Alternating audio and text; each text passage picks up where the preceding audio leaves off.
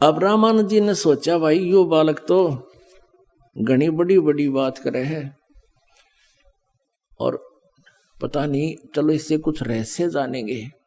कहने लगा बच्चा तू चुप रह थोड़ी देर। पर्दे के अंदर से बोल रहा है स्वामी जी कि तू चुप रह, बाहर बैठ जा, मैं थोड़ी देर अपनी पूजा करता हूं। मैंने आज अपना नित्य नियम नहीं किया है। उनका नित्य नियम ये था कि वो वैसे कर्मकांड तो करता था लेकिन मानसिक करता था। कर्मकांड कैसे होते हैं, जैसे भगवान विष्णु की मूर्ति कोई पत्थर पीतल या जैसी भी श्रद्धा से वो बनवा लेते हैं, उनको सुबह उठकर भगवान के सब कपड़े उतार कर स्नान कराते हैं, स्वच्छ जल से नहलाते हैं मूर्ति को और स्वच्छ कपड़े ताजे पहना देते हैं, नीचे से धोती बांध देते हैं और कपड़ा कुर्ता पहना देते हैं और मुकुट रखते हैं और साथ में एक कंठी एक मनके की, तुलसी के एक मनके की एक कंठी भी गले में डालते हैं और तिलक लगाते हैं भगवान के। एक वैष्णव परंपरा की जो सारी क्रिया उसमें करते हैं। ऐसे प्रतिदिन क्या करता था रामानंद जी, जैसे अपने सिर पे गंगा का जल उठा के मानसिकता अपना भाव बनाए रखने के लिए उसने ऐसा दृष्टिकोण ऐसा तरीका अपनाया था कि भगवान में श्रद्धा बनी रहे। वर्ग व्यक्ति जैसे सोपन होता है ऐसे मानसिक सेवा होती है पूजा।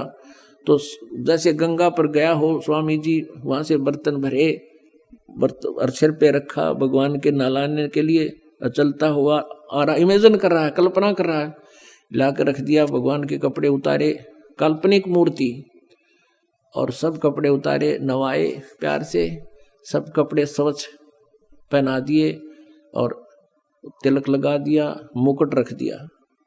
उस दिन वो कंठी डालना भूल गया। वो सौपन में जैसे दीक्षा करे ना, सारी कंठी रखी दिखे न्यारी, उसका प्रतिदिन का अभ्यास था, प्रैक्टिस थी।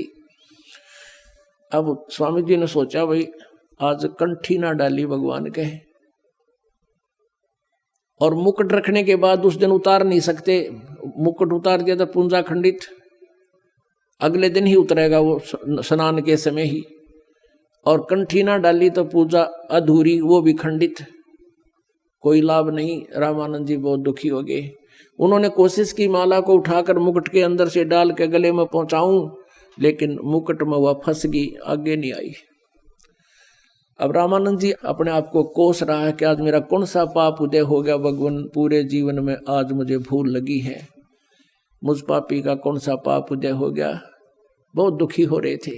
अब भगत की भक्ति में जरा सी भी बाधा होती है उसकी ये दशा हो जाती है, जो भक्ति उसकी सुचारू चल पड़ती है, एक दिन का भी नागा उसको खटकता है। बहुत दुखी हो रहा। परमात्मा बाहर खड़े हैं, 5 वर्ष की आयु में कबीर देव जी, कबीर साहब, वो परम अक्षर ब्रह्म अंतर्यामी, आगे पर्दा लगा हुआ है, मानसिक पूजा कर रहा है, सब कल्पनाएं कर रहा है, और परमात्मा बाहर से कहते हैं स्वामी घुंडी खोल के, और तब माला गलडार कहा कि स्वामी जी इसकी गांठ खोल लो, और गांठ खोल के गले में डाल के गांठ लगा दो, मुकुट उतारना नहीं पड़ेगा। ओए होए होए, एकदम स्वामी जी ने सोचा भी बाहर कोई साकार वस्तु नहीं, पर्दा मन ला रखा, और बाहर खड़ा ये बालक बतावे ये तो भगवान है, परमात्मा है जिसकी मुझे खोज थी। स्वामी घुंडी खोल कर फिर माला गल डारे, गरीबदास इस मेरी भक्ति को हो केवल जान सके करतार। रामानंद जी ने सोच लिया मेरी इस पूजा में जो उलझन में मैं था भगवान ही जान सके, दूसरा समझ नहीं सकता, ये परमात्मा आए हैं। अपना आत्माओं कहते हैं डोडी पर्दा दूर कर, वो बगा दिया, फेंक दिया, वो पर्दा बिठाकर लीना कंठ लगा, छाती के गले का लगा लिया परमात्मा को। 104 साल के वृद्ध ने, ब्राह्मण ने एक शूद्र के बच्चे को, सारा ब्राह्मण समाज विद्वान था वहां पर, हजारों की संख्या में श्रोता दर्शक, और वो आए इस उद्देश्य थे कि रामानंद जी पीटेगा धमकावेगा, नूकेगा, मैंने नाम नहीं दिया, मैं शूद्रों से नफरत करता हूं। वो कर ही रहा था, पर्दा ला रहा, और वही सारा ब्राह्मण समाज खड़ा, और स्वामी जी ने, उस ब्राह्मण ने शूद्र दानक को जुलाहे को सीने से लगा लिया। अपन आत्माओं इसको ब्राह्मण कहते हैं। ब्राह्मण सोए जो भगवान पहचाने, ब्राह्मण सोए जो ब्रह्म पहचाने, पंडित सोए जो पिंड की जाने। अब ये है, कहते हैं वक्त पड़े सौदा करे और बाढ़ में जाओ, यो नकली ज्ञान है। अब जैसे रामानंद जी ने समाज नहीं देखा, भगवान देखा, लोक लाज नहीं देखी, परमात्मा को चाहा, उसी के लिए वो पाप पीट रहा था, सामने भगवान खड़ा, फिर लोक लाज में मरे, तो उसके साथ नालायक व्यक्ति नहीं। कहते कुछ नहीं देखा।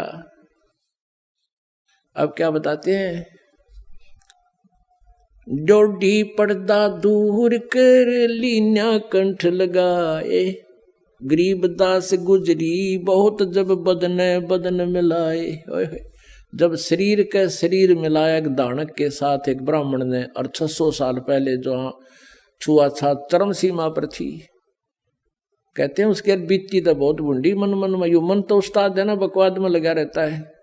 कहते हैं गुजरी तो बहुत बुरी, उससे क्या कहेगा समाज, थूकेगा तने, नफरत करेगा, निंदा का पात्र होगा। मन युकाल मन का एजेंट है, पर आत्मा परमात्मा की है, वो उसकी बातों में आई नहीं, और सीने का लगा लिया, देखी जाए कहने दे दो कहेगा। जिसके लिए पैर पीट रहा हूं, जिसके लिए सारा जीवन खो दिया, वो सामने खड़ा, और मैं नखरे करूं मेरे जैसा दुष्ट नहीं। अब फिर परमात्मा ने, क्योंकि ये सारा कुछ ज्ञान भी तो बताना था, औरों को भी बहुत से समझाना था, रामानंद जी का फिर सोचा, क्या बताते हैं, मन की पूजा तुम लखी मुकुटमाल परवेशे, गरीब दास गत कौन लखे है, तेरा कौन वर्ण कौन बेखे। अब रामानंद जी कहने लगे कि मन की पूजा तुम लखी, मेरे मन की पूजा तुमने देख ली, तुम परमात्मा हो। मुकुटमाल प्रवेश, मुकुट में वह माला अड़गी थी, आपने विधि बता दी, आपने देख कैसे लिया भगवान हो।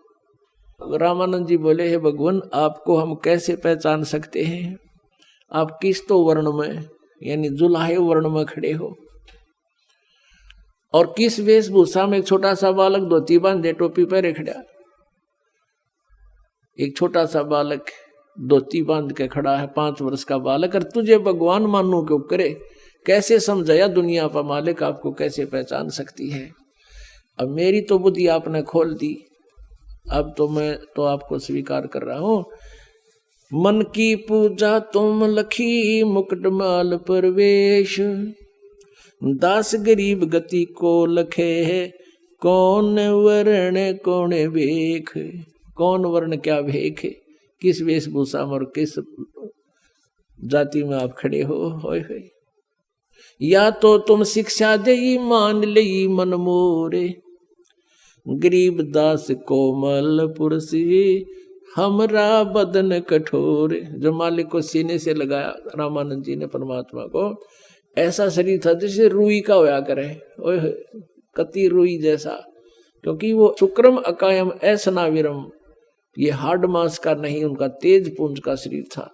तो रामानंद जी कहते हैं कि ये तो मैं समझ गया भगवान, आपकी शिक्षा को आप मेरी फड़क निकालना चाहो थे जाति और पाति की, वह तो मेरा समझ में आएगी।